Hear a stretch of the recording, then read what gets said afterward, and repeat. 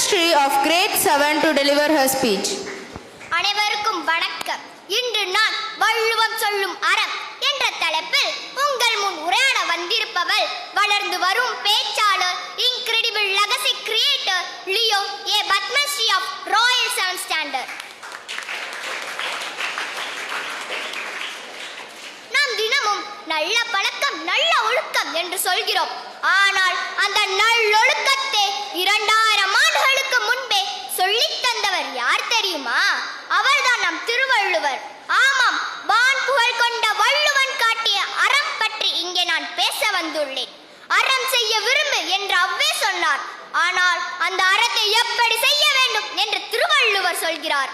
ஈரடி குறளில் உலகை அளந்து வந்தவன், ஈடினே இல்லாத அறத்தை பகிர்ந்தவன், ஜாதி மதம் கடந்து நின்றவன், அவர்தான் நம் திருவள்ளுவர். அழுக்காறு ஆவாவே குழி இன்னா சொல் நான்கும் இழுக்கா இயன்றது அறம். அதாவது பொறாமை, பேராசை, பொங்கும் கோபம், புண்படுத்தும் சொல் ஆகிய நான்கிற்கும் சிறிதும் இடம் தராமல் வாழ்வதே அறமாகும். அறம் என்றால் பிறருக்கு சொல்லிக் கொடுப்பதல்ல, அது நமக்குள் நாமே கடைபிடிப்பது. அறம் என்றால் கோவிலுக்கு போவதல்ல, அறம் என்றால் பூஜை செய்வதல்ல, அறம் என்றால் மற்றவருக்கு தீங்கு விளைவிக்காமல் வாழ்வதே அறமாகும். வள்ளுவர் எச்சரிக்கிறார், இன்று நீ எதை விதைக்கிறாயோ அதேதான் நாளை நீ அறுவடை செய்வாய்.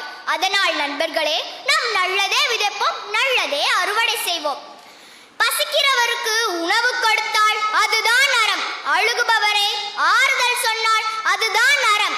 மனத்துக்கண் மாசுலன் ஆதல் அனைத்திறனாகுள்ள நீரபிற. அதாவது மனதில் கெட்ட எண்ணம் இல்லாமல் வாழ்வதே எல்லா அறத்துக்கும் அடிப்படை. வெளியில் நல்லவராக நடித்தால் போதாது, உள்ளமும் சுத்தமாக இருக்க வேண்டும் என்று வள்ளுவர் கூறுகிறார். இன்னைக்கு நம்ம கையில மொபைல் இருக்கு, இன்டர்நெட் இருக்கு, இன்ஸ்டாகிராம் இருக்கு. ஆனா நல்ல மனசு இருக்கா? அதாவது மனசு நல்லா இருந்தாதான் நம் வாழ்க்கையும் நன்றாக மாறிவிடும். இந்த வாட்ஸ்அப் காலத்திலும் வள்ளுவரின் மெசேஜ் தான் அறம். நிறைவாக நண்பர்களே, திருக்குறள் என்பது வெறும் பாடம் அல்ல, அது நம் வாழ்க்கையின் வழிகாட்டி. வள்ளுவர் சொன்ன அறத்தை நாம் புத்தகத்தில் இருந்தால் மட்டும் போதாது, நம் நடத்திலும் இருக்க வேண்டும். வள்ளுவர் சொன்ன அறத்தை நாம் நம் வாழ்க்கையில் கடைபிடிப்போம், நல்ல மனிதர்களாக வளர்வோம் என்று கூறி வாய்ப்பிற்கு நன்றி கூறி விடைபெறுகிறேன். நன்றி, வணக்கம். பள்ளி மாணவன் ஆர் பாலயுகன் வள்ளுவம் சொல்லும் கல்வியின் சிறப்பு என்ற தலைப்பில் பேச வருகிறார். We call upon Leo or Balayugan of grade 7 to deliver his speech. கல்லில் ஒலி எழுப்பி கடல் அலையில் நடனமாடி புல்லாங்குழல் வழியே புகுந்து சுவையாகி நெல்லின் மடிப்பழுத்த நிலைத்த பொருளாகி மெல்லியலால் மெல்லிதழில் வித்தார நகையாகி சொல்லுக்கு சொல்லோ சுவை கூட்டும் செந்தமிழே வாழியவே, சிந்தி வரும் மைத்துளியில் என்னை கூட சிந்துபாட வைத்த பைந்தமிழே வாழியவே, சிந்தா எழுத்து வெண்பா தொடுத்து முற்பாலும் நண்பாளாக்கி பேரரை நிகழ்த்த என் நாவில் நடனம் பெயர்ந்த நறுந்தமிழே, உன்னை வணங்கி உன் அவையை வணங்கி என் உரையை தொடங்குகிறேன். நான் வளர்ந்து வரும் பேச்சாளர், incredible legacy creator Leo R Balayugan of 7th standard.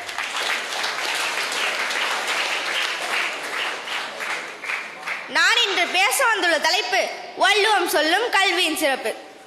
கேடில் விழுச்செல்வம் கல்வி ஒருவருக்கு, மாடெல்லாம் மற்றையவை என்று கூறுகிறார் திருவள்ளுவர். அதாவது ஒரு மனிதனுக்கு வாழ்க்கையில் கல்விதான் சிறந்த செல்வம், மற்ற செல்வங்கள் எதுவும் இதற்கு இணையாகாது என்கிறார். கல்வியை தொற்றனை தூர் மணற்கேணி என்கிறார் வள்ளுவர். மணலை தோன்ற தோன்ற நீர் சுரப்பது போல கல்வியை கற்க கற்கதான் அறிவு வளரும் என்றது என்னுடைய பொருள். இதனை மேலோட்டமாக பார்த்தால் சாதாரண விஷயம் போல் தெரியும். ஆனால் நன்கு ஆராய்ந்து பார்த்தால்தான் இதுக்குள் இருக்கும் சிறப்பு புரியும். தண்ணீர் என்பது பூமியில் எல்லா இடங்களிலும் கிடைக்கும் பொருள் அல்ல, அது இருக்கும் இடத்தை நாம் தெரிந்து கொண்டு தோண்ட வேண்டும். அதுபோலதான் எல்லோருக்கும் எல்லா அறிவு இருக்கும் என கூற முடியாது. அறிவு என்பது வித்தியாசப்படக்கூடிய ஒன்று. ஒவ்வொருவருக்கும் உரிய திறமைகள் அவை சான்ற நூல்களை படிக்கனால் பெறுகின்றது. இதனால்தான் கற்றனை தூரும் அறிவு என்கிறார் வள்ளுவர். மணலில் பூமியில் தோன்றினால் நீர் சுரப்பது என்றால் பாலைவனத்தில் நீர் சுரக்குமா? சுரப்பாது. அதுபோல உளவு தொழில் செய்பவர் அறிவியல் நூல்களையும் ஆய்வாளன் விஞ்ஞான தொடர்பான நூல்களையும் படித்தால் ஏதாவது பயனடைய முடியுமா? முடியாது.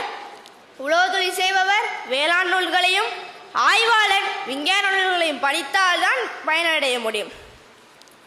கல்வி என்பது ஒரு மனிதனுக்கு வாழ்க்கையில் வெளிச்சம் தரக்கூடிய ஒன்று. கண்ணின் பயன் என்ன? நமக்கு முன்னிருக்கும் பொருளை காட்டுவதுதான். அந்த கண் வெளிச்சம் இல்லாத இடத்தில் பொருளை காட்டுமா? காட்டாது. வெளிச்சம் இருந்தால்தான் பொருள் காட்சி தெரியும். அறிவுக்கு கல்வி ரொம்ப அவசியமானது. அந்த கல்விக்கு அடிநாதமாக இருப்பது எண்ணும் எழுத்தும். அந்த எண்ணும் எழுத்தும் வெளிச்சம் இல்லை என்றால் அறிவுக்கண் தெரியாமல் போய்விடும்.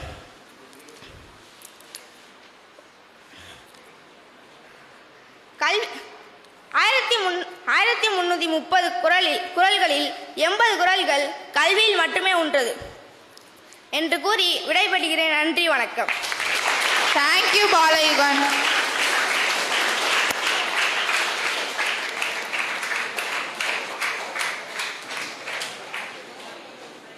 கல்வியின் சிறப்பு என்று தலைப்பில் பேச வருகிறார். We call upon Leo S. Muhammad Arif of grade 7 to deliver his speech.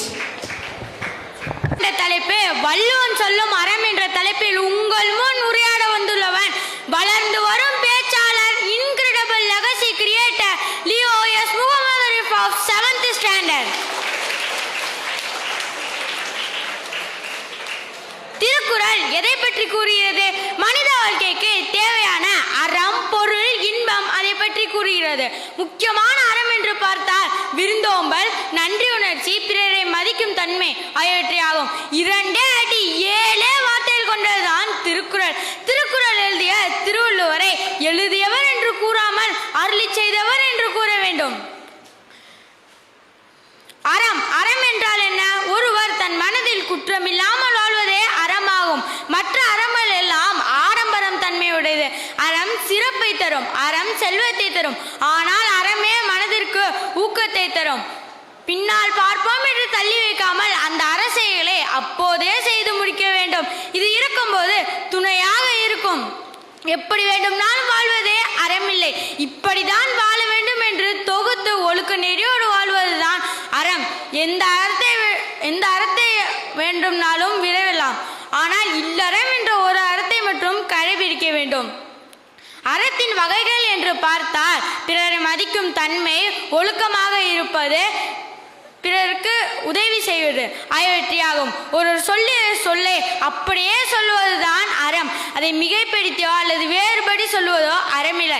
அழுக்காறு, ஆவா, வெகுளி, இன்னா சொல் 4ம் இழுக்கா என்றது அறம் என்று கூறியதற்கு காரணம், அழுக்காறு என்றால் பொறாமை, ஆவா என்றால் ஆசை, வெகுளி என்றால் கோபம், இன்னா சொல் என்றால் கடுமையான செயல்.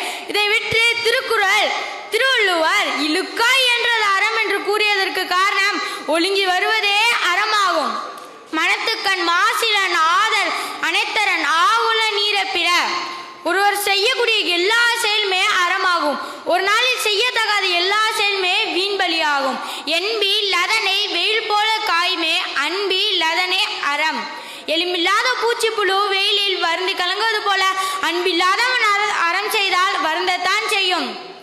ஒருவருடைய அறியாமையுடனும் பலவீனத்தாலும் வெற்றி பெற்றால் அது அறமாகாது. முடிவில் ஒன்றை மட்டும் கூறி விடைபெறுகிறேன். நான் என்று அகங்காரம் கூறாமல் ஒருவரை மதித்து அன்பு செலுத்தி வாழ வேண்டும் என்று கூறி என் உரையை நிறைவு செய்கிறேன். நன்றி. தேங்க்யூ முகமது ஆரிஃப்.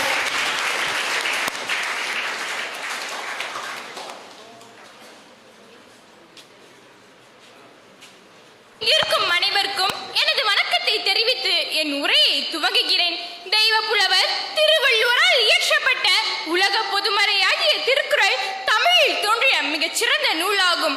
இந்நூலின் 40வது அதிகாரத்தின் தலைப்பு கல்வி. திருவள்ளுவர் கல்வியின் அவசியத்தையும் அதன் சிறப்பையும் உணர்ந்துதான் கல்வி என்ற தலைப்பில் அதிகாரத்தை இயற்றியுள்ளார். இதனால் நான் இன்று உங்கள் முன் வள்ளுவம் சொல்லும் கல்வியின் சிறப்பு என்ற தலைப்பில் உரையாட வந்துள்ளவள் வளர்ந்து வரும் பேச்சாளர், incredible legacy creator Leo Arif from 8th standard.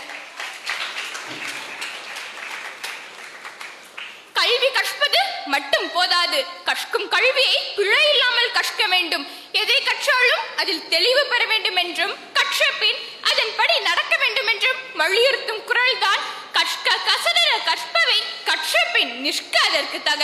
இந்த உலகில் பிறந்த ஒவ்வொரு மனிதருக்கும் கல்வி என்னும் அறிவு இருக்க வேண்டும். கல்வி அறிவு உடையவர்களே இந்த உலகில் உயிர் வாழ்பவர்கள் என கருதப்படுவார்கள்.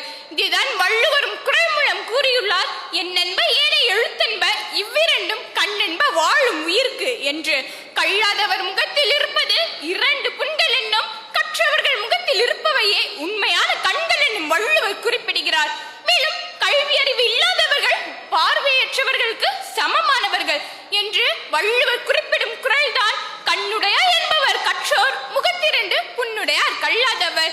கல்வி கற்றவர்கள் என்பவர்கள் பிறரை சந்திக்கும் போது மகிழ்ச்சியை தருவார்கள். மகிழ்ச்சியை தருவதோடு பிரிந்து செல்லும் போதும் மறுபடியும் அவர்களை காண வேண்டும் என்ற ஏக்கத்தை ஏற்படுத்துவார்கள். இதுவே இவர்களின் மகத்தான மேன்மையான பண்பாகும். இதேதான் வள்ளுவரும் உவப்பத்தலை கூறி உள்ள பிரிதல் அனைத்தே புலவர் தொழில் என்ற குரல் மூலம் கூறியுள்ளார்.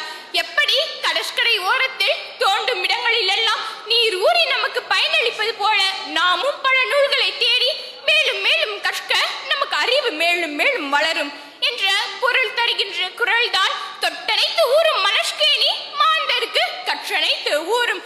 கல்வி கற்கும் போது தாங்கள் அடையும் மகிழ்ச்சியை உலகம் அடைவதை உணர்ந்து அறிஞர்களை எப்படி மேலும் கற்க ஆவலாக கொண்டுள்ளது என்பதை தான் வள்ளுவரும் உணர்ந்து குரல் மூலம் கூறியுள்ளார்.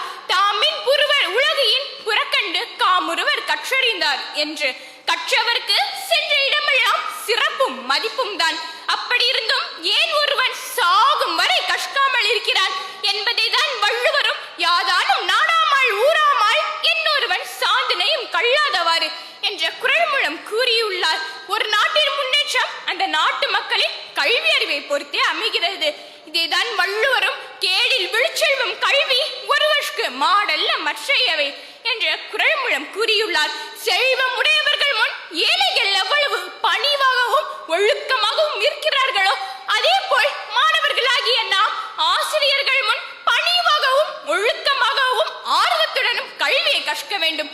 ஆணவம் கொண்டு கற்காமல் இருப்பவர்கள் மிக தாழ்ந்தவர்கள் என்று வள்ளுவர் குறிப்பிடும் குரல் தான் உடையார் முன் இல்லார் போல் ஏக்கற்றும் கற்றோர் கடையரே கல்லாதவர். இந்த உலகில் பிறந்த ஒவ்வொரு மனிதருக்கும் கல்வி மிகவும் அவசியமாகும். கல்வி அறிவு இல்லையே அவருக்கு இந்த சமூகத்தில் மதிப்பில்லை. கல்வி அறிவு உடையவருக்கு இந்த சமூகத்தில் பெரிய இடத்தில் மதிக்கப்படுவார்கள். செல்வந்தன் எந்த சூழ்நிலையிலும் ஏழையாகலாம், ஆனால் அவன் கற்ற கல்வி எந்த சூழ்நிலையிலும் அவனை பெரிய இடத்திற்கே கொண்டு போய் சேரும். கல்வி மட்டுமே ஒரு நாட்டின் செல்வமாகும். இதுதான் APJ அப்துல் கலாம் ஐயாவும் கூறியுள்ளார். இந்த வார்த்தையை உணர்ந்து மேலும் கல்வியின் சிறப்பை அறிந்து நாம் வாழ்வில் முன்னேற வேண்டும். மேலும் மனிதனுக்கு கடவுள் சொன்னது கீதை, மனிதனுக்கு சொன்னது திருக்குறள். ஆகவே நாம் அனைவரும் திருக்குறளை கற்று வாழ்வில் மகிழ்வுடன் வாழ்வோம். மேலும் வள்ளுவம் சொல்லும் கல்வியின் சிறப்பை உணர்ந்து நாம் வாழ்வில் முன்னேற வேண்டும் என்று கூறி என் உரையை நிறைவு செய்கிறேன். நன்றி, வணக்கம். சுஜிதா வள்ளுவம் சொல்லும் கல்வியின் சிறப்பு என்ற தலைப்பில். அனைவருக்கும் வணக்கம். நான் 8ஆம் வகுப்பு படிக்கும் மாணவி, வளர்ந்து வரும் பேச்சாளர், incredible legacy creator Leo V Sujitha of 8th standard. நான் இன்று உங்கள் முன் உரையாட எடுத்துக்கொண்ட தலைப்பு வள்ளுவம் சொல்லும் கல்வியின் சிறப்பு. திருவள்ளுவர் திருக்குறளில் கல்வியின் சிறப்பை திருக்குறள் மூலம் வலியுறுத்தினர். கல்வி என்பது செல்வத்தை பெருக்குவது மட்டுமல்லாமல் நல்லொழுக்கம், ஞானம், மன வலிமை ஆகியவற்றை வளர்த்து வாழ்வில் எல்லா நிலையும் வெற்றி பெற உதவும். நல்ல குடிமகனாக வாழவும் உதவும். மேலும் திருக்குறள் கல்வியின் சிறப்பான பண்பாக போற்றுகிறார். கல்வி மனிதனை அறவழியில் நடக்க வைத்து நல்லொழுக்கத்தை போதிக்கும். வள்ளுவம் என்னும் சொல்லை மனவளத்தை குறிப்பதால் கல்வி மன வலிமையும் தரும். ஒருவனுக்கு உண்மையான செல்வம் கல்வியாகும். அது பிறரால் திருட முடியாத சொத்து. கல்வி கற்றவன் கல்லாதவனை விட உயர்ந்தவன். கல்லாதவன் விலங்கு என்கிறார் திருவள்ளுவர். கல்வியால் அறிவு பெருகி ஞானம் உண்டாக்கும். கல்வியால் அனைத்து துறையிலும் வெற்றி பெற உதவும். இதுதான் உண்மையான கல்வி என்கிறார் திருவள்ளுவர். கற்க கசடர கற்பவை கற்றபின் நிற்க அதற்கு தக. கற்ற நூல்களை கற்றபடியே வாழ வேண்டும் என்கிறார் திருவள்ளுவர். யாதனும் நாடாமல் ஊறாமல் என்னொருவன் சார்ந்தரைக்கும் கல்லாதவாறு ஒருவன் இறக்கும் வரை கற்காமல் இருப்பது தவறு என்கிறார் திருவள்ளுவர். அக்காலமும் இக்காலமும் கல்வி இல்லாதவருக்கு செல்வம் இல்லை. சுருக்கமாக சொல்ல வேண்டும் என்றால் கல்வியின் வாழ்வில் அடித்தளமானது. அதன் மூலம் நல்லொழுக்கம், ஞானம் மற்றும் நட்பண்புகளை பெற்று நிறைவான வாழ்வை பெற முடியும். உறவுகள் கைவிட்டாலும் கற்ற கல்வி கைவிடாது. கல்வி கற்காமல் இருப்பதை விட பிறக்காமல் இருப்பதை மேல் என்கிறார் பிளாட்டோ. அல்ல குறையாத அச்சக பாத்திரம்தான் கல்வி. அறிவு என்னும் பெட்டகத்தை திறக்க உதவும் ஒரே சாவிதான் கல்வி. வாழ்க கல்வி, வளர்க திருக்குறளின் புகழ் என்று கூறி என் உரையை நிறைவு செய்கிறேன். நன்றி, வணக்கம். எங்கள் பள்ளி மாணவி எம் ஷிலான் ஷஹிமா வள்ளுவம் சொல்லும் கல்வியின் சிறப்பு என்ற தலைப்பில் இன்று நான் உங்கள் முன் பேச வந்திருப்பவள் வளர்ந்து வரும் பேச்சாளர், incredible legacy creator Leo M Shilan Shahima of 8th standard. இன்று நான் உங்கள் முன் பேச எடுத்திருக்கும் தலைப்பு வள்ளுவம் சொல்லும் அறம். உலக இலக்கியங்களில் காலத்தால் அழியாத ஒரு மகந்தான நூல் என்றால் அது திருக்குறள். இதை இயற்றியவர் திருவள்ளுவர். அவர் கூறிய கருத்துக்கள் அனைத்தும் 2000 ஆண்டுகளை கடந்தும் இன்று நம் வாழ்க்கைக்கு வழிகாட்டியாக இருக்கிறது. திருக்குறள் 3 பெரும் பகுதிகளை கொண்டது. அறம், பொருள், இன்பம். இதில் முதலில் வைக்கப்பட்டுள்ள அறமே வாழ்க்கையின் வழிகாட்டியாக இருக்கிறது. அறம் என்றால் என்ன? அறம் என்றால் நேர்மை, நல்லொழுக்கம், பிறருக்கு தீங்கு செய்யாமை, கடமை உணர்வு, இவை அனைத்தையும் குறிக்கும். வள்ளுவர் ஒரு குறளில் கூறுகிறார், அறத்தான் வருவதே இன்பம். இதன் பொருள் மகிழ்ச்சி என்பது அறவழியில் மட்டும்தான் கிடைக்கும். தவறான வழியில் கிடைக்கும் மகிழ்ச்சி என்றுமே நிலைத்திருக்காது. வள்ளுவர் இன்னொரு குறளில் கூறுகிறார், மனத்துக்கண் மாசிலன் ஆதல் அனைத்து அரண் ஆகுல நீர பிற என்கிறார். இதன் பொருள் மனதில் சிறு அளவு தூய்மை இருந்தாலே அது அறத்தில் அடங்கிவிடும். ஆனால் நாம் வெளியில் எவ்வளவு நல்லவர்களாக தோன்றினாலும் மனதில் சிறு அளவு கூட கெட்ட எண்ணங்கள் இருந்தால் அது அறமல்ல. இன்றைய உலகில் நாம் அறிவியலிலும் தொழில்நுட்பத்திலும் முன்னேறி இருக்கிறோம். ஆனால் அறமில்லா ஒரு முன்னேற்றம் அது மனிதனை மனிதனாகவே வைத்திருக்காது. இதனால்தான் வள்ளுவர் அறத்தை முதலில் வைத்தார். பொய் பேசாதே, திருடாதே, பிறருக்கு தீங்கு செய்யாதே, இவை அனைத்தும் அறத்தின் அடிப்படை விதிகளாகும். அறம் என்றால் என்ன? பெரிய பெரிய செயல்கள் மட்டுமல்ல, சிறிய செயல்களிலும் அறம் இருக்கிறது. அதாவது பெற்றோருக்கு கடமை செய்வது, நண்பனுக்கு உதவி செய்வது, முக்கியமாக ஆசிரியர் சொல்லை கேட்பது, சுற்றுச்சூழலை சுத்தமாக வைப்பது, உண்மையாக பேசுவது, இவை அனைத்தும் அறத்தின் வடிவங்களே. வள்ளுவர் திருக்குறளை அரசர்களுக்கும் போதித்தார், சாதாரண மனிதர்களுக்கும் அறத்தை கற்றுத்தந்தார். இதனால்தான் திருக்குறள் உலக பொதுநூல் என்று அழைக்கப்படுகிறது. இன்றைய மாணவர்களாகிய நாம் திருக்குறளை மனப்பாடம் மட்டும் செய்து விடாமல் அதில் சொல்லப்பட்ட அறத்தை நம் வாழ்க்கையில் பின்பற்ற வேண்டும். ஏனெனில் வாழ்க்கையில் நாம் பின்பற்றினால் நம் வாழ்க்கையும் சிறக்கும், நம் நாடும் வளரும். முடிவாக அறமே வாழ்க்கையின் ஒளி மற்றும் ஒழுக்கமும் கல்வியும் நம் இரு கண்கள் என்பதை நினைவில் வைத்து அறவழியில் நடப்போம் என்று உறுதியேற்றுக் கொள்வோம் என்று கூறி என் உரையை நிறைவு செய்கிறேன். நன்றி, வணக்கம். தேங்க்யூ ஷிலான் ஷஹிமா.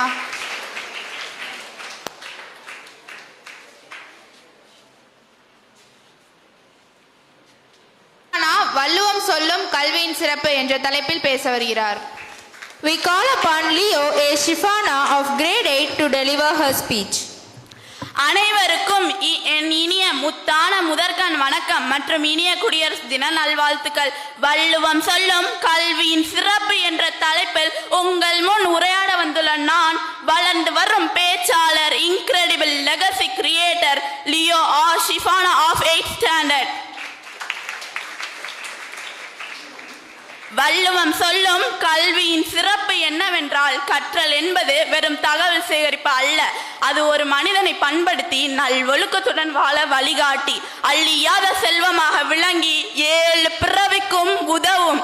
கேடில் விழுச்செல்வம் கல்வி ஒருவருக்கு மாடல்ல மற்றையவை என்கிறார் திருவள்ளுவர்.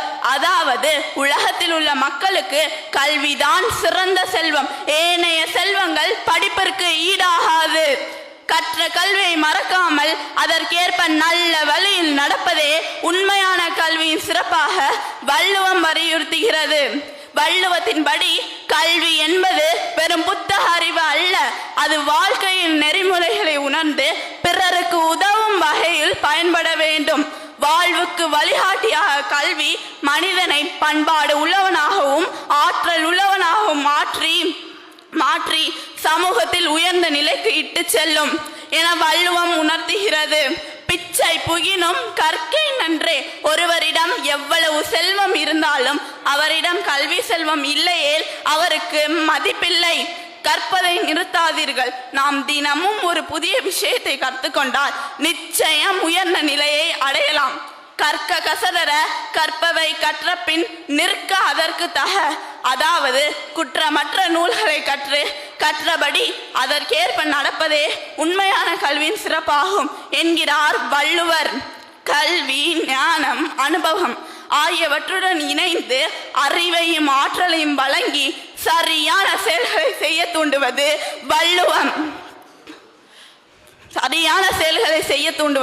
வள்ளுவம். கல்வி என்ற கடல் அறியாமை என்ற இருளை அகற்றி அறிவு கண்ணை திறந்திடும். ஈடில்லா புகழையும் பண்பையும் அளித்திடும். நம் வாழ்வினை செதுக்கிடும். தூங்காமை, கல்வி, துணிவுடைமை இம்மூன்றும் நீங்கா நிலநாண்பவருக்கு, அதாவது காலம் தாழ்த்தாத தன்மை, கல்வியுடைமை, துணிவுடைமை இம்மூன்று பண்புகளும் நிலத்தை ஆளும் அரசனுக்கு நீங்காமல் இருக்க வேண்டியவை என வள்ளுவர் கல்வியின் சிறப்பை வலியுறுத்தியுள்ளனர். உலக பொதுமறையாம் நம் தமிழ் திருக்குறள் நம் வள்ளுவர் கற்றவர்களின் சிறப்பாக கல்வி கற்றவர்களே 2 கண்கள் உடையவர்கள், கல்வி கல்லாதவர்கள் முகத்தில் 2 புண்களே உடையவர்கள் என்று கல்வியின் சிறப்பை வலியுறுத்தியுள்ளார். கண்ணுடையார் என்பவர் கற்றோர், முகத்திரண்டு புண்ணுடையார் கல்லாதவர். உலகில் சிறந்தது கல்வி. கல்வி என்னும் வித்து அழிக்க முடியாத சொத்து, அல்ல குறையாதது, என்றென்று திகட்டாதது. நம்பிக்கை நம்மை கைவிட்டாலும் நாம் கற்ற கல்வி என்றும் நம்மை கைவிடாது. இன்றைய உலகில் இன்றியமையாததாக திகழ்வது யாதலின் கல்வி ஒன்றே.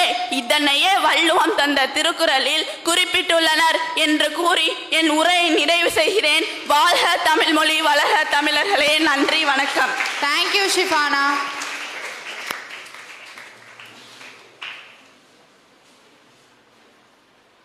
பள்ளி மாணவர் ஜே ஜீசஸ் வள்ளுவம் சொல்லும் அறம் என்ற தலைப்பில் பேச வருகிறார். Next, we call upon Leo J. Jesus of grade 9 to deliver his speech. 2 அடியில் உலகை அளந்தவன் இறைவன், 2 வரியில் உலகத்தை ஆண்டவன் வள்ளுவன். உலகில் உண்மையை உரைத்த ஒரு குறள், உலகத்தையே உயர்த்திய உன்னத திருக்குறள். வாழ்வு மணக்க வந்த வள்ளுவர் சொன்ன கல்வியின் சிறப்பை பற்றி உங்கள் முன் பேச வந்திருப்பது வளர்ந்து வரும் பேச்சாளர், incredible legacy creator Leo J Jesus of 9th standard. கல்வி என்னும் 40வது அதிகாரத்தில் கற்க கசடர கற்பவி கற்றபின் நிற்க அதற்கு தக குறள் 391. இதில் ஒரு வார்த்தையில் கூட துணைக்கால் இருக்காது. என்ன சொல்லி பார்க்கிறீர்களா? நிற்க என்று எழுதிய வள்ளுவர் இதில் துணைக்கால் இல்லாத வார்த்தைகளை போட்டு எழுதியுள்ளார். ஏன் தெரியுமா?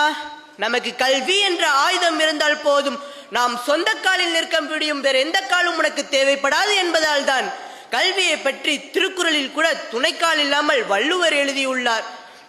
கல்வியின் முக்கியத்துவத்தை உணர்த்துவதற்காக கல்வி என்ற அதிகாரத்தையே திருக்குறளில் எழுதியுள்ளார்.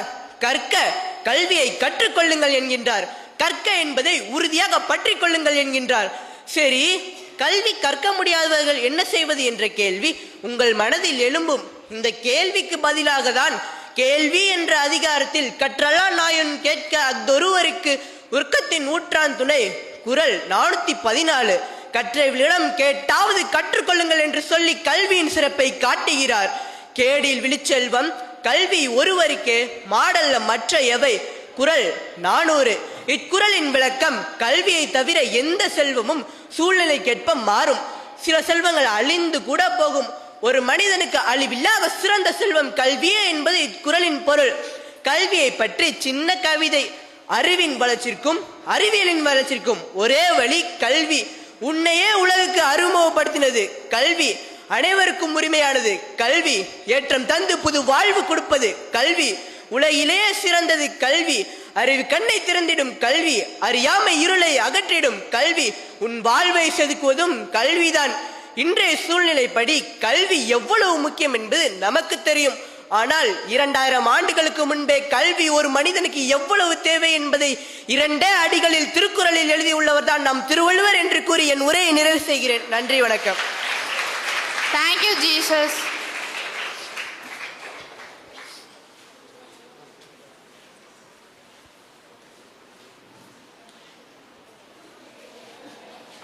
சபையில் வீற்றிருக்கும் ஆன்றோருக்கும் சான்றோருக்கும் என் முத்தான முதற்கண் வணக்கங்கள்.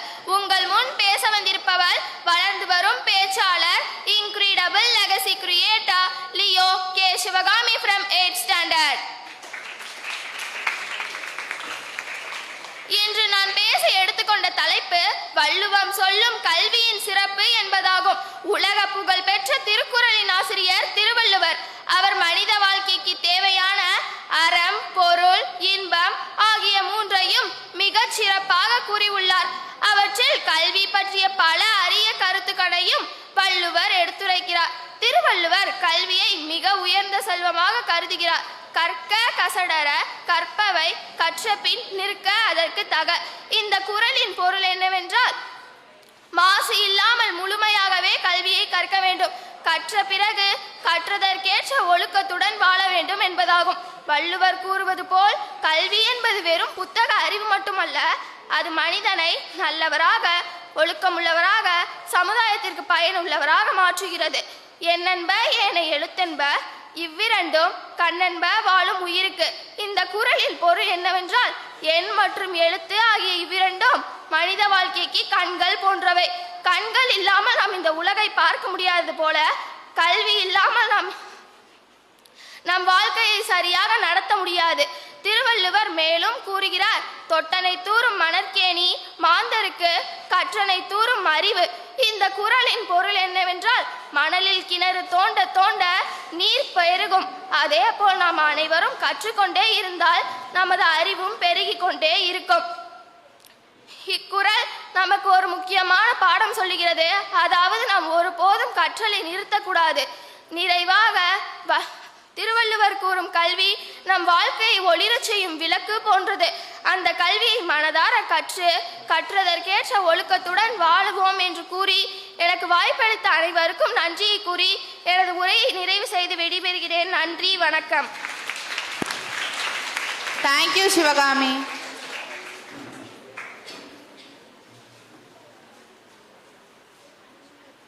சர்வேஸ்வர் வள்ளுவம் சொல்லும் அறம் என்ற தலைப்பில் பேச வருகிறார்.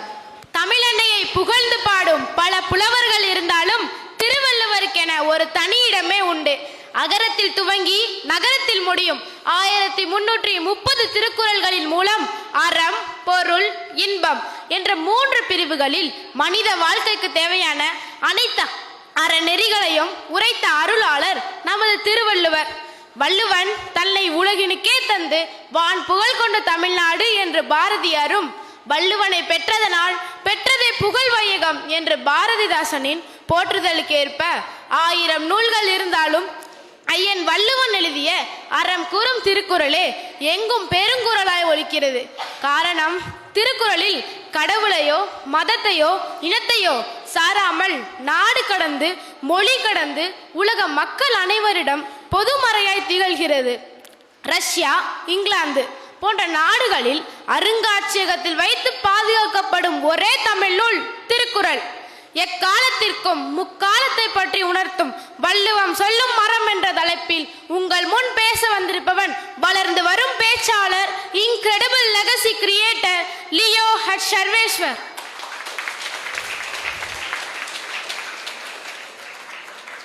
அறநெறிகளை பின்பற்றும் யாவரும் யாண்டும் மனமும் யாக்கையும் மூவாமல் மேன்மையுடன் பெருஞ்செல்வத்துடன் வாழ்வர். அறநெறிகள் சார்ந்த கருத்துக்களின் கருவூலம் திருக்குறள். அந்த திருக்குறளின் இதயம்தான் அறம் என்றால் அது மிகையாகாது.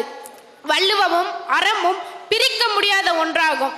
சரி, எது அறம்? ஒழுக்கமாக இருப்பதா அல்லது நேர்மையாக இருப்பதா அல்லது எது அறம்? மனிதன் தனக்கென வரையறுத்து கொண்ட ஒழுக்க முறைகளை சரியாக பின்பற்றுவதே அறமாகும்.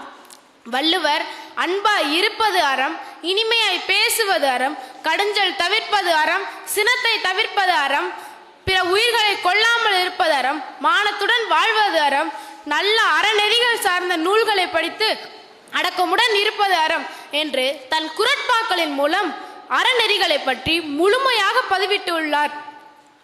மனத்துக்கண் மாசிலன் ஆதல் அனைத்தரன் ஆகுல நீரப்பிற என்ற குறளின் மூலம் மன தூய்மையுடன் இருப்பதே உண்மையான அறம் என்கிறார் வள்ளுவர். தூய்மையான மனமே அமைதியான மனம், அமைதியான மனமே நல்வழியில் செல்லும். நம் உடலை அசைக்கவும் நம் மனதை அசைக்காமல் இருத்தவும் கற்றுக்கொள்ள வேண்டும். எனது நம் மனதை அசைக்காமல் இருக்க கற்றுக்கொள்ள வேண்டுமா? எப்படி என்று தானே கேட்கிறீர்கள். இதைத்தானே நம் பள்ளியின் ஆசானும் நமது நண்பருமான திரு விக்டர் சார் நம்மிடையே பழக்கியிருக்கிறார். வேறு என்ன, நாம் அதிகாலையில் எழுந்து செய்யும் தியானம்தான். அந்த தியானம்தான் நம் மனதை தூய்மைப்படுத்துகிறது. எண்ணத்திலேயே மன தூய்மை இருந்தால் நடத்தையில் அழகு மிளிரும், நடத்தையில் அழகு மிளிர்ந்தால் வீட்டில் சாந்தி நிலவும், வீட்டில் சாந்தி இருந்தால் நாட்டின் சீர்முறை உயரும், நாட்டின் சீர்முறை உயர்ந்தால் உலகில் அமைதி நிலவும் என்ற இந்த அழகிய கவிதையை மாணவர்கள் முன்னிலையில் கூறியது யார் என்று உங்களுக்கு தெரியுமா? ஆம், அவர்தான் நம் அனைவருக்கும் விருப்பமான டாக்டர் APJ அப்துல் கலாம் அவர்கள். அழுக்காறு அவாவெகுளி இன்னா சொல் நான்கும் இழுக்கா இயன்ற அறம் என்ற குறளின் மூலம் கோபம், பொறாமை, பேராசை, கடுஞ்சொல் ஆகிய நான்கையும் அடக்கி அடக்கமுடன் வாழ்பவனே அறநெறியில் வாழ்கிறான் என்கிறார். சரி, இந்த அறத்தை நாம் எப்பொழுது பின்பற்ற வேண்டும்? இளமையிலே அறத்தை பின்பற்ற வேண்டும். முதுமையில் பார்த்து கொள்ளலாம் என்று எண்ணுவது தவறு. ஏனென்றால் நம் உடல் அழியும் காலத்தில் நம்முடன் அழியா செல்வமாய் நிற்பது அறம்தான். அறநெறியில் வாழ்பவன் ஒருவனே உண்மையில் வாழ்கிறான் என்ற வள்ளுவனின் வாக்கை ஏற்று நாம் அனைவரும் அறநெறியில் வாழ்வோம், மேன்மை அடைவோம். வள்ளுவனின் வாக்கு அதை உனதாக்கு. இறுதியாக அறநெறிகளை பின்பற்றாதவர்களுக்கு ஒன்றை மட்டும் கூறிக்கொள்கிறேன். 2 அடி வாங்கினால் தானே திருந்துவாய், வாங்கிக்கொள் வள்ளுவனிடம். நான் என் வார்த்தைகளால் வடித்ததை உங்கள் செவிகளால் வாசித்த அனைவருக்கும் நன்றி கூறி என் உரையை நிறைவு செய்கிறேன். நன்றி, வணக்கம்.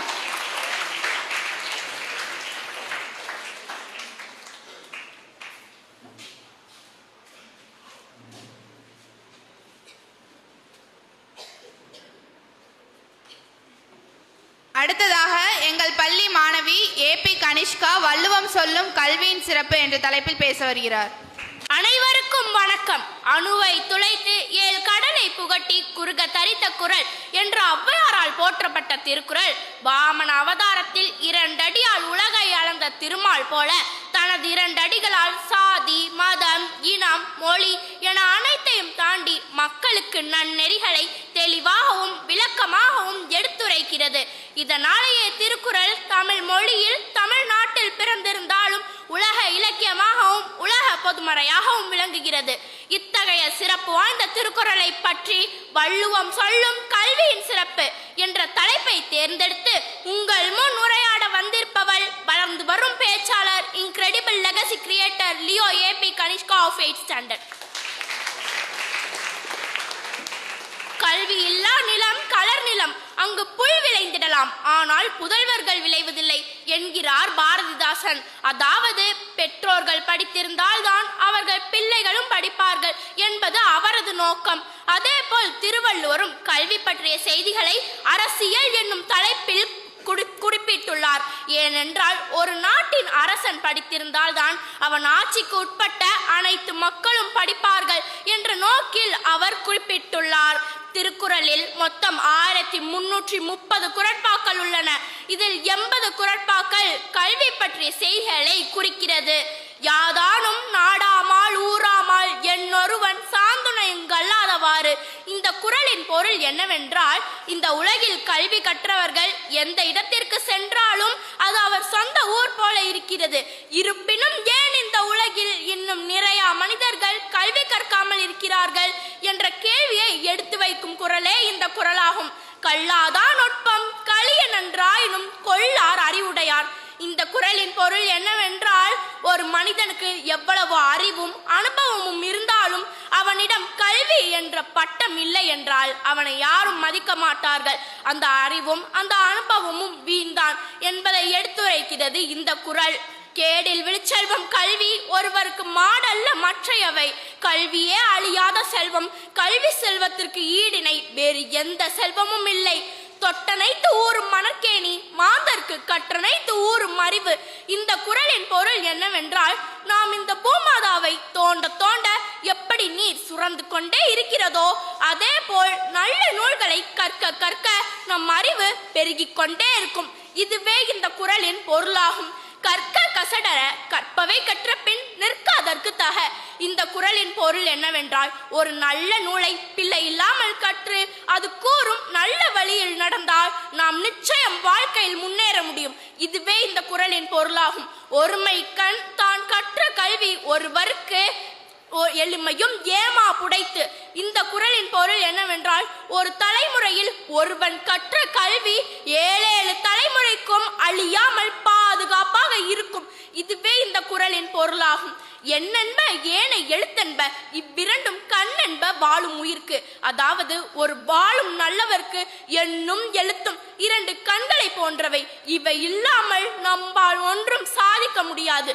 இதுவே இந்த குறளின் பொருளாகும். உடையார் முன் இல்லார் போல் ஏக்கென்று கற்றார் கடையரே கல்லாதவர். இந்த குறளின் பொருள் என்னவென்றால், செல்வந்தர்களின் முன்னே நின்று உதவி கேட்கும் எளியவரை போல ஆசிரியரின் முன்னே பணிவாக நின்று கல்வி கற்பவரே சிறந்த மாணவர், மற்றவரெல்லாம் கல்லாதவர் என்பதை எடுத்துரைக்கிறது இந்த குறள். கல்வி என்பது ஒரு அழிவில்லாத செல்வமாகும். கல்லாரின் அறியாமை என்னும் இருளை நீக்கும் ஒரு கேடயமாகும். 7 தலைமுறைக்கும் அழியாமல் பாதுகாப்பாக இருக்கும். திருக்குறளில் அறம், பொருள், இன்பம் ஆகிய 3 தலைப்புகளிலும் கல்வி பற்றிய செய்திகளை திருவள்ளுவர் குறிப்பிட்டுள்ளார்.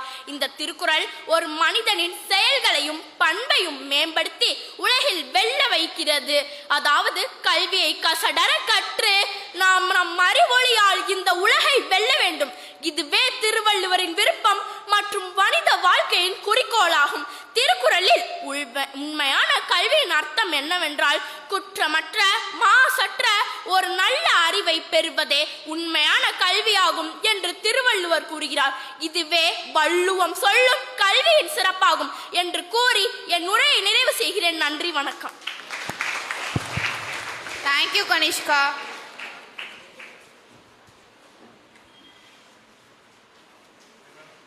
வணக்கம். 2 அடிகளுக்குள் சரவடியை வைத்து அதை கையில் எடுத்தால் அதை படித்தால் தலையில் அடித்தது போல் இருக்கும் ஒரு புத்தகம். வாய்மை, உண்மை, பொறுமை, கடமை, கருணை, அன்பு, சுய கட்டுப்பாடு, சான்றாண்மை, ஈகை, விருந்தோம்பல், இல்வாழ்க்கை, கல்லாமை, கொல்லாமை, தனிமனித ஒழுக்கம், சமூக ஒழுக்கம், ஆட்சி, அரசன், மக்கள், அறம், பொருள், இன்பம் என 133 அதிகாரங்களை கொண்டு 1330 வைர மணிகளை கொண்ட உலக அளவில் அதிக மொழிகளால் மொழிபெயர்க்கப்பட்ட நூலே திருக்குறளாகும். அதை எழுதியவர் திருவள்ளுவர். ஆம், வள்ளுவர் சொல்லும் அறம் என்ற தலைப்பில் உங்கள் முன் பேச வந்திருப்பது வளர்ந்து வரும் பேச்சாளர், incredible legacy creator Leo R Maruthappar of 9th standard. அறம் என்பதற்கு பல விளக்கங்கள் இருக்கலாம். ஆனால் வள்ளுவர் மிக எளிமையாக கூறுகிறார், மனத்துக்கண் மாசில நாதல் அனைத்தரன் ஆகுல நீரப்பிற. ஒருவன் தன் மனதில் குற்றம் இல்லாமல் இருப்பதே அறம், மற்றவையெல்லாம் வெறும் ஆரவாரம் என்கிறார் வள்ளுவர். ஒருவன் அறவழியில் நடக்க வேண்டுமென்றால் அவனுக்கு 4 தீய குணங்கள் இருக்கவே கூடாது என்கிறார் வள்ளுவர். பொறாமை, பேராசை, சினம், கடுஞ்சொல் ஆகிய 4 குணங்களும் யாரிடம் இல்லையோ அவன் அறவழியில் நடப்பதை யாராலும் தடுக்க முடியாது என்கிறார் வள்ளுவர். வள்ளுவர் அறத்தை இரண்டாக பிரிக்கிறார். ஒன்று துறவறம், மற்றொன்று இல்லறம். துறவரத்தை விட இல்லறத்திற்கே முக்கியத்துவம் கொடுக்கிறார் வள்ளுவர். இல்லறத்தில் பிறருக்கு உதவி செய்யும் ஈகை பண்பும் பிற உயிர்களை துன்புறுத்தாத அகிம்சை பண்பும், இந்த இரண்டு பண்பும் இல்லறத்தானுக்கு மிகவும் முக்கியமான இரண்டு பண்புகளாகும். வையத்துள் வாழ்வாங்கு வாழ்வான் வானுயர தெய்வத்துக்கு வைக்கப்படும் என்பர். அறநெறிகளோடு வாழ்பவன் மனிதனாக பிறந்தாலும் தெய்வத்துக்கு நிகராக மதிக்கப்படுவான். எனவே அனைவரும் அறநெறிகளை பின்பற்றுவோம், பயன்பெறுவோம் என்று கூறி இத்துடன் என் உரையை நான் நிறைவு செய்கிறேன். நன்றி, வணக்கம். தேங்க்யூ மருதப்பர்.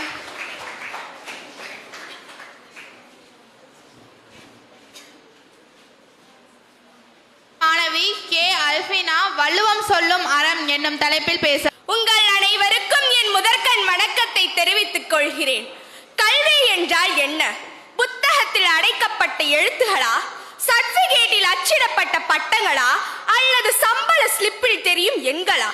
இவை எல்லாம் கல்வியின் அடையாளம் மட்டுமே. கல்வியின் உண்மையான அர்த்தத்தை 2000 ஆண்டுகளுக்கு முன்பே ஒரே வரியில் இந்த உலகிற்கே சொன்னவர்தான் திருவள்ளுவர். வள்ளுவம் கூறும் கல்வியின் சிறப்பை பற்றி உங்கள் முன் பகிர வந்திருப்பவள் வளர்ந்து வரும் பேச்சாளர், incredible legacy creator Leo K Albina of royal 9th standard. உலக இலக்கியங்களுள் காலத்தை வென்ற நூல் இருக்கும் என்றால் அது திருக்குறள் தான்.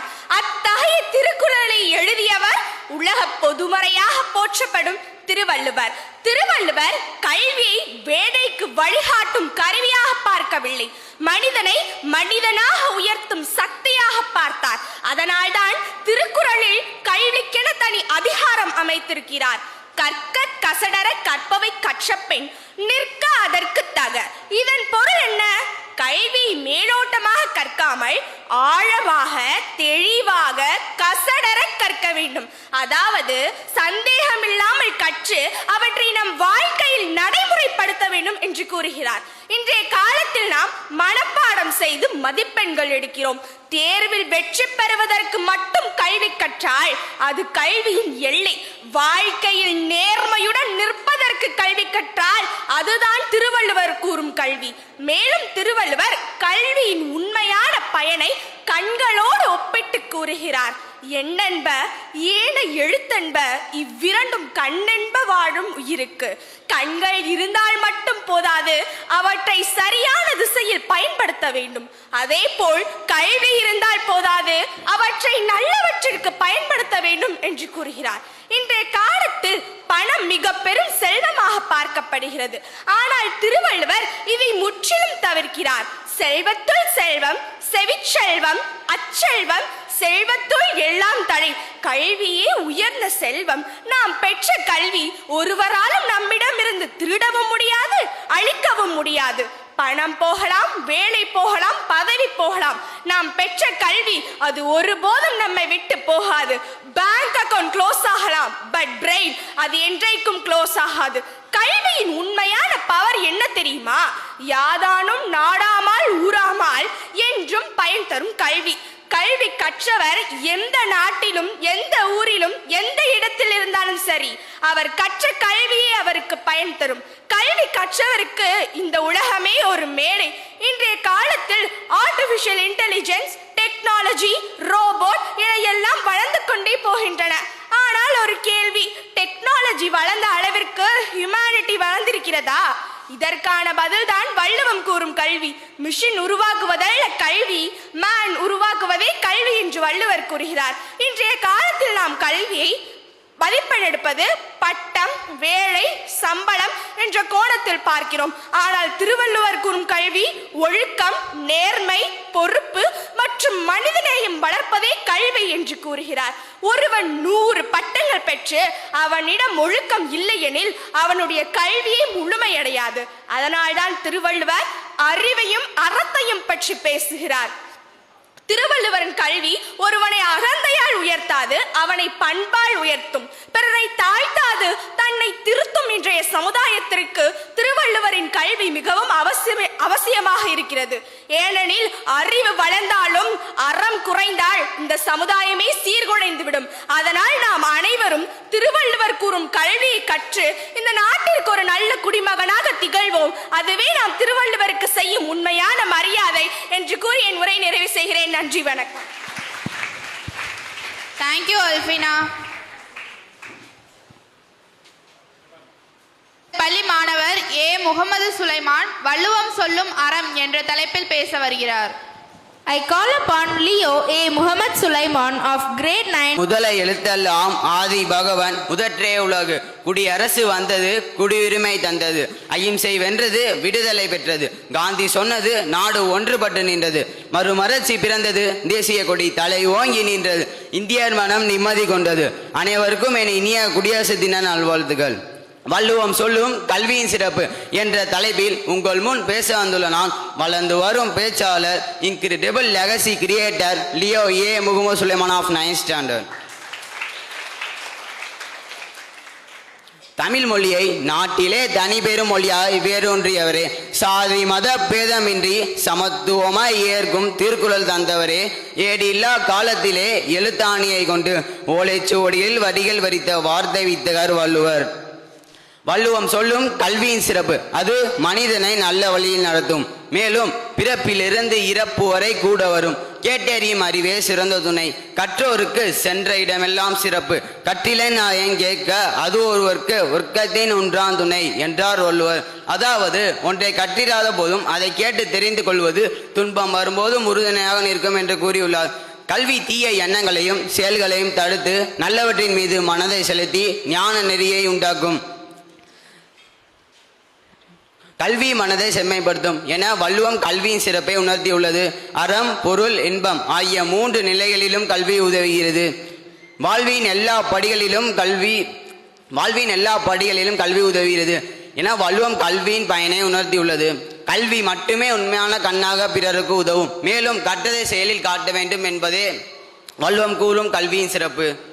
ஒரு பிறவியில் கற்ற கல்வி அடுத்த 7 பிறவியிலும் ஒருவருக்கு உறுதுணையாக நிற்கும் என்று கூறினார் என்பதை ஒருமைக்கண் தான் கற்ற கல்வி ஒருவருக்கு எளிமையும் ஏமா புடைத்து என்றார் வள்ளுவர். தமக்கு இன்பம் தருகின்ற கல்வி அறிவு இவ்வுலகத்தார்க்கும் இன்பம் தருவதைக் கண்டு கற்றறிந்த அறிஞர்கள் மேலும் மேலும் அக்கல்வியை கற்கவே விரும்புவார்கள். தாமீன் புறுவது உலகின் புறக்கண்டு காமுருவர் கற்றறிந்தார் என்ற குறளில் கற்றறிந்த அறிஞர்களின் சிறப்பை கூறினார் வள்ளுவர். ஒருவருக்கு அழிவே இல்லாத சிறந்த செல்வம் கல்வியே ஆகும். அக்கல்வியை தவிர மற்ற செல்வங்களில் அத்தகைய சிறப்புடைய செல்வம் அல்ல என்று கூறினார். வள்ளுவத்தில் கல்வி என்பது வெறும் அறிவு சேகரிப்பு அல்ல, அது வாழ்வின் ஒழுக்கத்தையும் பண்பாட்டையும் நிலையான செல்வத்தையும் மனிதனை முழுமையாக்குகிறது. வள்ளுவர் கல்வியை அடித்தளமாக கருதுகிறார். கற்றதை உணர்ந்து அதன்படி வாழ்ந்து பிறருக்கு உணர்த்துவதே உண்மையான கல்வி அறிவு என்று கூறி என் உரையை நிறைவு செய்கிறேன். நன்றி, வணக்கம். ஜெயின். தேங்க்யூ சுலைமான்.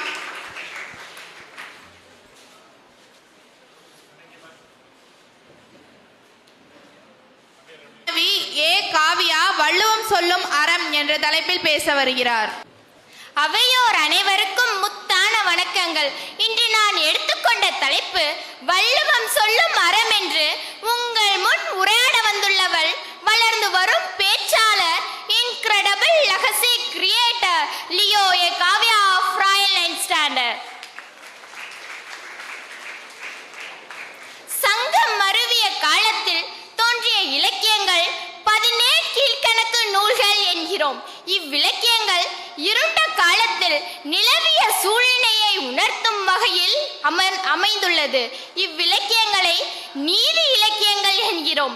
நீதி நூல்களில் ஒன்றான திருக்குறளில் வள்ளுவர் கூறிய அறங்களை ஆராயும் வகையில் அமைந்துள்ளது.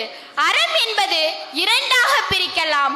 ஒன்று தனி மனித அறம், இன்னொன்று சமூக அறம். அறம் என்பது விருந்தோம்பல் கொடை, மற்றவர்களுக்கு உதவி செய்தல், பிறருக்கு ஊறு விளைவிக்காமல் இருத்தல் போன்ற பல்வேறு செயல்களை கூறலாம்.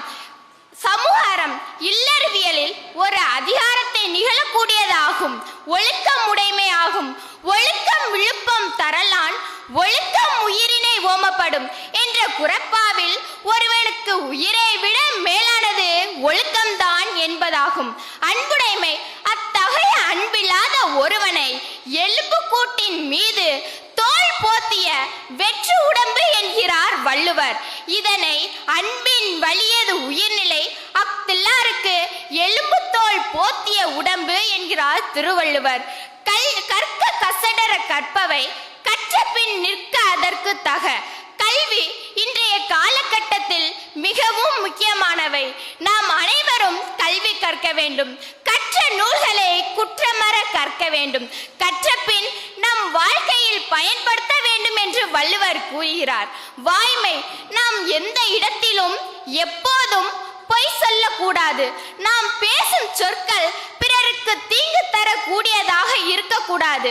நாம் தீமை இல்லாத சொற்களை மட்டுமே பேச வேண்டும் என்பதை வள்ளுவர் கூறுகிறார்.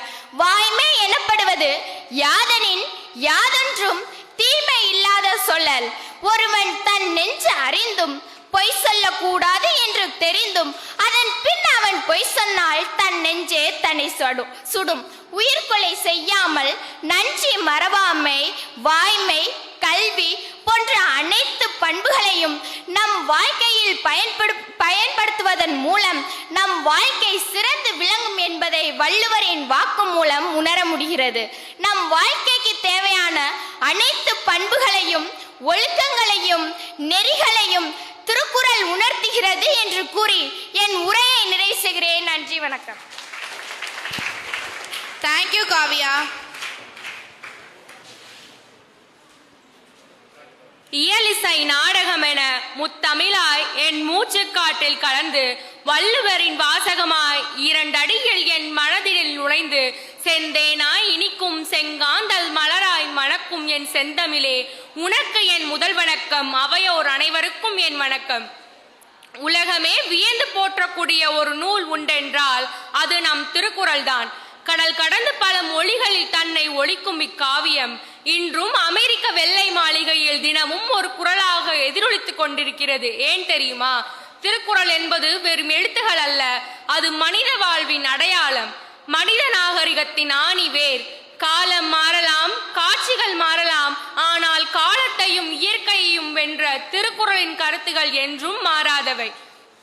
அன்பும் வீரமும் ஈகையும் இல்லாத மனித வாழ்வு என்றுமே முழுமையாகாது. அத்தகைய திருக்குறள் கூறும் அறநெறி கருத்துக்களை உங்கள் முன் பேச வந்திருப்பவள் வளர்ந்து வரும் பேச்சாளர், இன்கிரெடிபிள் லெகசி கிரியேட்டர் லியோயே Amritha of royal nine standard. அப்படிப்பட்ட திருக்குறள் எதை பற்றி பேசுகிறது? அறத்தை பற்றி பேசுகிறது. அறம் என்ற ஒற்றை சொல்லுக்குள் எத்தனை அர்த்தங்கள் பொதிந்துள்ளன என்பது பற்றி உங்களுக்கு தெரியுமா? அறம் என்ற ஒரு சொல்லை 2ஆக பிரிக்கலாம். ஒன்று தனி மனித அறம் மற்றும் சமூக அறம். தனி மனித அறம் என்றால் நமக்குள் நாமே வளர்த்துக் கொள்ளும் பண்பு. சமூக அறம் என்றால் மற்றவர்களிடம் நாம் காட்டும் அன்பு. விருந்தினர்களை உபசரித்தல், மற்றவருக்கு உதவுதல் ஆகியவை அறத்தின் வெளிப்பாடுகள் தான். அதிலே முக்கியமான அறமாக வள்ளுவர் கூறுவது பிறருக்கு தீங்கு செய்யாமல் இருப்பதுதான் மிகவும் முக்கியமான அறம் என்கிறார். விருந்தோம்பல் பற்றி நாம் அறிந்து கொள்ள வள்ளுவர் விருந்தோம்பல் என்ற அதிகாரத்தை படைத்துள்ளார். அதில் விருந்து மற்றும் விருந்து அளிப்பவர்களின் பண்புகளை பற்றி எடுத்துரைத்துள்ளார். விருந்தோம்பி இல்வாழ்வதெல்லாம் இருந்தோம்பி வேளாண்மை செய்தற் பொருட்டு. இல்வாழ்க்கையில் ஈடுபடக்கூடியவர்கள் பொருட்களை சேமித்து வைப்பது மட்டுமல்லாமல் விருந்தினர்களுக்கு விருந்தளிக்க வேண்டும். மோப்ப குழையும் அனிஷம் முகந்திருந்து நோக்க குழையும் விருந்து. அப்படி விருந்தினர்களை உபசரிக்கும் பொழுது நம் முகத்தில் சிறிதெனும் மாற்றம் ஏற்பட்டாலும் விருந்தினர்களின் முகமும் வாடும். நம் சமுதாயம் முன்னேற வேண்டுமானால் மனிதர்களுடைய தீய குணங்கள் நீங்கி பிற உயிர்களிடத்தில் அன்பு காட்டுதல் வேண்டும். அன்புதான் மனிதனை மனிதனாக்குகிறது.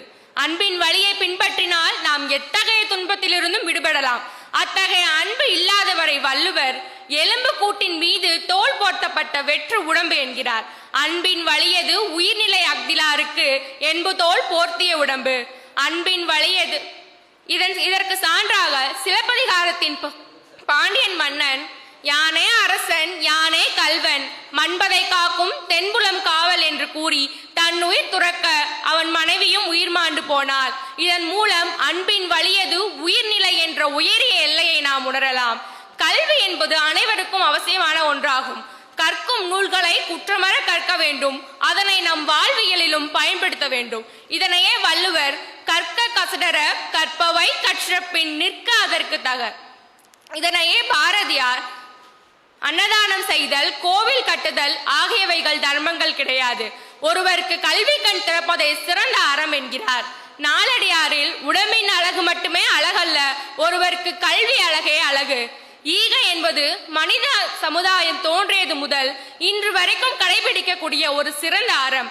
அப்படி ஈகை இல்லையெனில் வறுமை என்ற பாவி நாட்டு மக்களின் வயிற்றுக்குள் புகுந்து அவர்களை உயிரற்ற ஜடமாக்கிவிடும் என்கிறார்.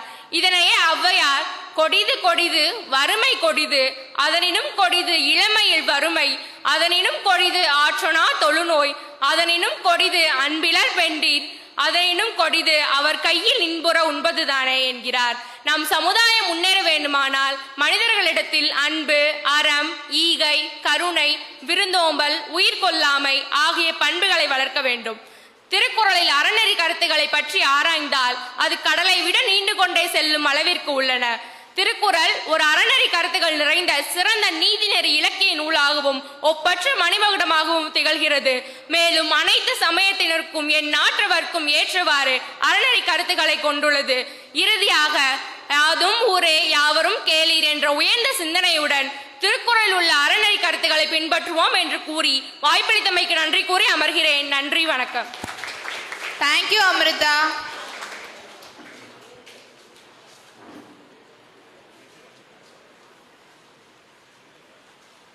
வரும் பேச்சாளர் incredible legacy creator Leo Shivani of royal 9th standard. Valluvar அறத்தை எங்கிருந்து தொடங்குகிறார் தெரியுமா? சட்டங்களிலோ அல்லது தண்டனைகளிலோ அல்ல, அவர் மனிதனின் மனதிலிருந்து தொடங்குகிறார். மனத்துக்கண் மாசில நாதல் அனைத்தாரன் ஆகுல நீரப்பிற. ஒருவன் தன் மனதை அழுக்கில்லாமல் தூய்மையாக வைத்துக் கொண்டாலே போதும், அதுவே ஆகச் சிறந்த அறம் என்கிறார். பொறாமை, பேராசை, சினம், கடுஞ்சல் ஆகிய நான்கும் இல்லாமல் வாழ்வதே அறத்தின் பாதை. சடங்குகளுக்காக செய்யப்படும் செயல்களை விட தூய எண்ணத்தோடு செய்யப்படும் சிறு செயலே அறம் என்பது வள்ளுவத்தின் ஆணிவேர். பொதுவாக அறம் என்றாலே காடுகள் சென்று தவம் செய்வது என்று எண்ணிய காலத்தில் இல்லறமே நல்லறம் என முழங்கியவர் வள்ளுவர். ஒருவன் தன் குடும்பத்தோடு கூடி வாழ்ந்து விருந்தோம்பி சுற்றத்தாரை தழுவி வாழ்வது தவம் செய்யும் முனிவர்களை விட மேலானது என்கிறார். அன்பும் அறனும் உழைத்தாயின் இல்வாழ்க்கை, பண்பும் பயனும் அது. அன்பு நிறைந்த குடும்பமே அறத்தின் விளைநிலம். பிறருக்கு கொடுத்து வாழும் ஈகை பண்பையும் எவ்வுயிருக்கும் தீங்கு செய்யாத அருளுடைமையும் இல்லறத்திலிருந்தே பழக வேண்டும் என வள்ளுவம் வழிகாட்டுகிறது. தனி மனித அறம் என்பது சமூக அறமாக வாழ வேண்டும். வள்ளுவர் சொல்லும் ஒப்புரவறிதல் அதிகாரம் மிக முக்கியமானது.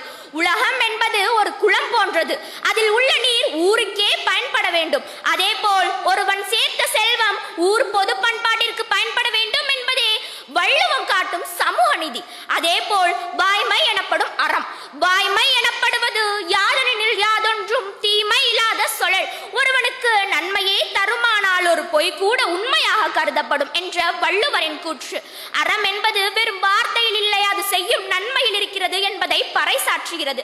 நண்பர்களே, அறம் என்பது கஷ்டப்பட்டு செய்ய வேண்டிய ஒன்றல்ல, அது இயல்பாகவே வர வேண்டியது. அறத்தான் வருவதே இன்பம் என்கிறார் வள்ளுவர்.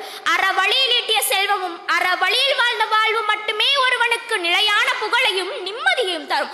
இன்றைய நுகர்வோர் கலாச்சார உலகில் போட்டி பொறாமைகளுக்கிடையே நாம் வள்ளுவம் காட்டும் அறத்தை பற்றி கொண்டால் நம் வாழ்வும் செழிக்கும், நாடும் உயரும். அறம் செய்ய விரும்பு என்று பாடினார் ஔவை. அறம் செய்ய பழகு என்றது வள்ளுவம். அந்த பாதையில் பயணிப்போம் என்று கூறி எனது உரையை நிறைவு செய்கிறேன். நன்றி, வணக்கம். தேங்க்யூ ஷிவானி.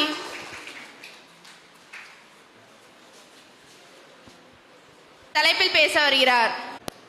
அனைவருக்கும் என் முத்தான முதற்கண் வணக்கத்தை தெரிவித்துக் கொள்கிறேன். இன்று திருவள்ளுவர் கூறும் அறம் என்ற தலைப்பில் உங்கள் முன் பேச வந்திருப்பவர் வளர்ந்து வரும் பேச்சாளர், incredible legacy creator Leo P Antonia Morina of royal 9th standard.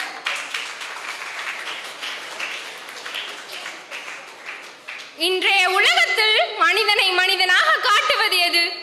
பணமா, படிப்பா? இல்லை நண்பர்களே, அறம்தான் மனிதனை மனிதனாக காட்டுகிறது. அந்த அறத்தையே நமக்கு வாழ்வியல் பாடமாக கற்றுக் கொடுத்தவர் உலக பொதுமறை தந்த திருவள்ளுவர். திருவள்ளுவர் யார்? அவர் ஒரு அரசியல்வாதி கிடையாது, அவர் ஒரு பணக்காரர் கிடையாது. ஆனாலும் அவர் சொன்ன வார்த்தைகள் அனைத்தும் 2000 ஆண்டுகள் கழித்து இன்னும் நிலையாக நிற்கிறது என்றால் அது ஏன்? ஏனென்றால் அவர் சொன்னது ஜாதி இல்லை, மதம் இல்லை, மனிதம் மட்டுமே. இன்று அறம் என்றால் என்ன என்று கேட்டால் பல பேர் சொல்லுவாங்க, கோவிலுக்கு போவதுதான் அறம், தானம் கொடுப்பதுதான் அறம் என்று. ஆனால் திருவள்ளுவர் மிக எளிமையாக கூறுகிறார், பிறருக்கு தீங்கு செய்யாத வாழ்க்கைதான் அறம் என்று. தீங்கு செய்யாத வாழ்க்கை என்றால் என்ன?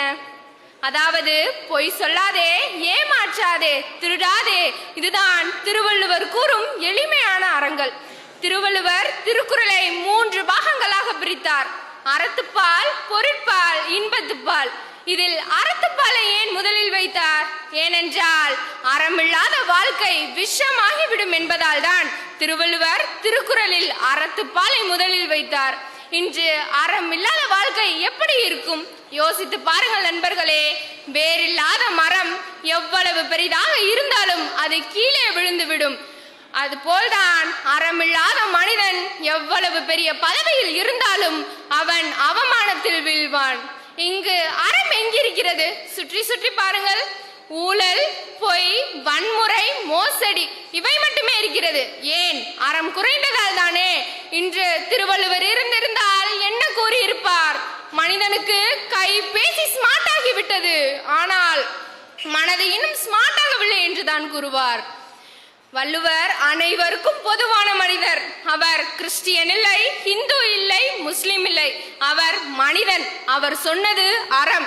எனவே அந்த அறத்தை நாமும் வாழ்வில் பயன்படுத்தி வாழ்வில் முன்னேறுவோம் என்று கூறி என் உரையை நிறைவு செய்கிறேன். நன்றி, வணக்கம். Thank you Antonio Maureen.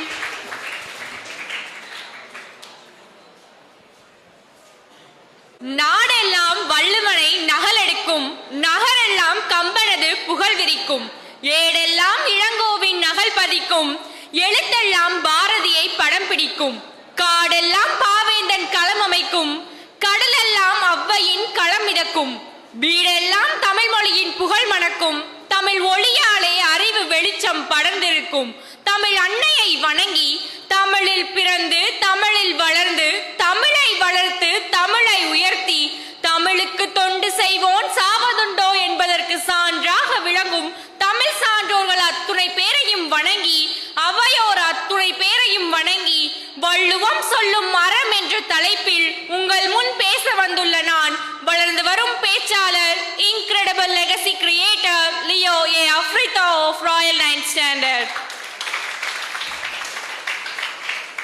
அறம் அறம் என்ற சொல்லை 2ஆக பிரிக்கலாம். அவை தனி மனித அறம் மற்றும் சமூக அறம் என்பதாகும். அறப்பண்புகள் என்பது விருந்தோம்பல், கொடை, மற்றவருக்கு உதவுதல், பிறருக்கு ஊறு விளைவிக்காமல் இருத்தல் போன்றவற்றை கூறலாம். அவ்வகையில் திருக்குறள் காட்டும் தனி மனித அறம் மற்றும் சமூக அறம் பற்றி காணலாம். ஒழுக்கமுடைமை இல்லறவியலில் ஒரு அதிகாரமாக திகழக்கூடியது ஒழுக்கமுடைமையாகும். ஒழுக்கமுடைமை அதிகாரத்தில் மானுட சமூகம் மேம்பாடு அடைவதற்கான வழிகளை குறிப்பிட்டுள்ளார். ஒழுக்கம் விழுப்பம் தரலான் ஒழுக்கம் உயிரினும் ஓம்பப்படும். ஒருவருக்கு உயிரினும் மேலான பொருள் ஒன்றும் கிடையாது. உயிரானது இன்ப துன்பங்களை மாறி மாறி அனுபவிக்கிறது. அவ்வகையில் உயிரை விட மேலான பொருள் ஒன்று உண்டெனில் ஒழுக்கத்தை கூறலாம். ஒழுக்கத்தை கடைபிடிக்கும் ஒருவன் மேம்பாடு அடைகிறான். ஒழுக்கம் உடைமை குடிமை இழுக்கம் இழிந்த பிறப்பாய்விடும். ஒருவன் உயர்ந்த குடியில் பிறந்ததால் அவன் நல்ல பண்புகள் உடையவன் என்றும், ஒருவன் தாழ்ந்த குடியில் பிறந்ததால் அவன் தீய பண்புகள் உடையவன் என்றும் கூறிவிட முடியாது. ஒருவன் எப்படி இருப்பினும் அவன் ஒழுக்கத்தை கடைபிடித்தால் அவன் உயர்ந்தவனாகவே கருதப்படுகிறான். அன்புடைமை மனிதன் தனக்குள் இருக்கும் தீய குணங்களை விட்டுவிட்டு பிற உயிர்களிடத்தில் அன்பு காட்ட வேண்டும். அன்புதான் மனிதனை மனிதனாக்குகிறது. அத்தகைய அன்பில்லாத ஒருவனை வள்ளுவர் எலும்பு கூட்டின் மீது தோல் பொருத்தப்பட்ட வெற்றி உடம்பு என்கிறார். இல்வாழ்க்கை மனித வாழ்வின் முக்கியமானது இல்லற நெறியாகும். வையத்துள் வாழ்வாங்கு வாழ்பவன் வானுரையும் தெய்வத்துள் வைக்கப்படும். இவ்வுலகில் நல்ல முறையில் இல்வாழ்க்கையில் ஈடுபடக்கூடியவர்கள் தேவலோகத்தில் உள்ள தேவர்களுக்கு ஒப்பாக கருதப்படுவான் என்று கூறுகிறார். விருந்தோம்பல் பற்றி கூறுவதற்கு திருவள்ளுவர் விருந்தோம்பல் என்ற அதிகாரத்தையே படைத்துள்ளார். அதில் விருந்து பற்றியும் விருந்தளிக்கக்கூடிய மக்களின் பண்புகள் பற்றியும் எடுத்துரைக்கிறார். இருந்தோம்பி இல்வாழ்வதெல்லாம் விருந்தோம்பி வேளாண்மை செய்தற் பொருட்டு. இல்வாழ்க்கையில் ஈடுபடக்கூடியவர்கள் பொருட்களை சேமித்தால் மட்டும் போதாது, விருந்தினர்களுக்கு விருந்தளிக்கவும் வேண்டும் என்று கூறுகிறார். மோப்பக் குழையும் மணிச்சம் முகந்திருந்து நோக்கக் குழையும் விருந்து. நம் வீட்டிற்கு வரும் விருந்தினர்களை இன்முகத்துடன் உபசரிக்க வேண்டும். நம் முகம் சிறிதேனும் வாடி இருந்தால் நம் விருந்தினர்களின் முகமும் வாடும் என்று கூறுகிறார். உயிர் கொள்ளாமை. ஒருவன் எந்த ஒரு உயிரையும் கொள்ளாது புலால் உண்ணாமல் வாழ்பவனை இவ்வுலகில் உள்ள எல்லா உயிரும் வணங்கும் என்று கூறுகிறார். இதனை கொல்லான் புலாலை மறுத்தானை கைகூப்பி எல்லா உயிரும் தொழும் என்கிறார். நெய் முதலியவற்றை வேள்வியில் செய்யப்படும் யாகத்தால் விளையக்கூடிய நன்மையை விட அதிகமான நன்மை ஒரு உயிரை கொலை செய்யாது இருப்பதின் மூலம் கிடைக்கிறது என்று கூறுகிறார். ஆசையை விடுதல். மனித வாழ்வின் அடிப்படையானது ஆசை எனலாம். தனி மனித ஆசைதான் நாட்டில் தலைவிரித்தாடும் பல பிரச்சனைகளுக்கு காரணமாக இருக்கிறது. லஞ்சம், ஊழல் போன்ற அனைத்து பிரச்சனைகளுக்கும் காரணம் எல்லாம். அவா இல்லாருக்கு இல்லாரும் துன்பம் அகதுண்டேல். செய் நன்றி மறவாமை. மனிதனை மற்ற உயிர்களிடம் தனிமைப்படுத்தி காட்டுவது அவனுடைய 6வது அறிவுதான். அது அவனை நல்ல தீய விஷயங்களை பகுத்து ஆராய்ந்து கொள்வதற்காக தான் இறைவனால் படைக்கப்பட்டது. காலத்தினால் செய்த நன்றி சிறிதெனினும் ஞானத்தின் மான பெரிது. நாம் துன்பப்படும் காலத்தில் நமக்கு உதவியவர்களை நாம் மறத்தல் கூடாது. ஆனால் இன்று உயிர் கொடுத்து உரு கொடுத்து உணவு ஊட்டி ஆளாக்கி வளர்த்த பெற்றோர்களை பாரமாக கருதும் அவல நிலை பெருகி வருகிறது. செய் நன்றி மறந்த நிலையைத்தான் இன்றைய முதியோர் இல்லங்கள் உணர்த்துகின்றன. ஆகவே சமுதாயத்தில் அறப்பண்பு வளர வேண்டும் என்று கூறி உண்மை மட்டுமே சரியானது, அதன் உயர்வே என்றும் மேலானது. பொய்யின் இன்பம் கீழானது, நேர்மையின் வழியே முறையானது. மாற்றம் ஒன்றே நிலையானது, அதை ஏற்றால் வாழ்க்கை சுகமானது. வீழ்ச்சியும் வாழ்வில் உயர்வானது, வீழ்கின்ற அருவியே மேலானது. வீழ்ந்தாலும் வாழ்ந்தாலும் பேர் சொல்ல வேண்டும், இவர் போல யார் என்று ஊர் சொல்ல வேண்டும். வாய்மையே நம் வழக்கம், அதனால் வாழ்க்கையே இனிக்கும். நினைவில் வணங்குவதே நல்ல பழக்கம். வணங்கி நிறைவு செய்கிறேன். நன்றி, வணக்கம். தேங்க்யூ அமிர்தா.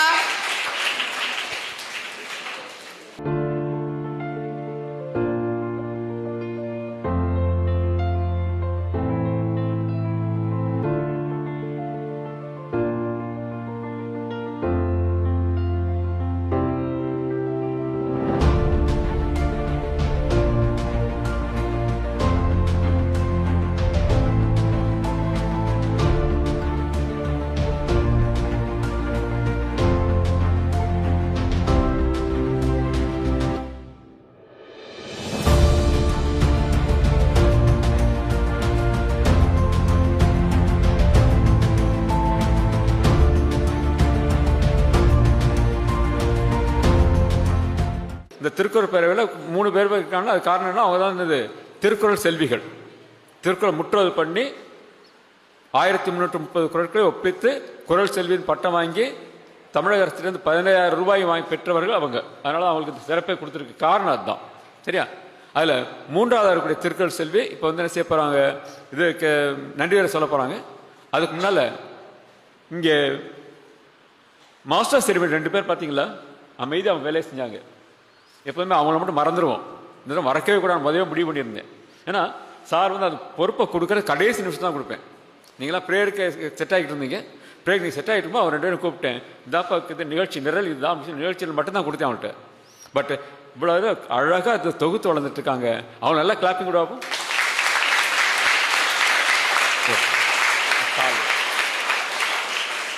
எஸ் 2 பேர் வழி பாங்க. அவளுக்கு சாவலம் மட்டும் போட்டு கிளாப் பண்ணாப்போ.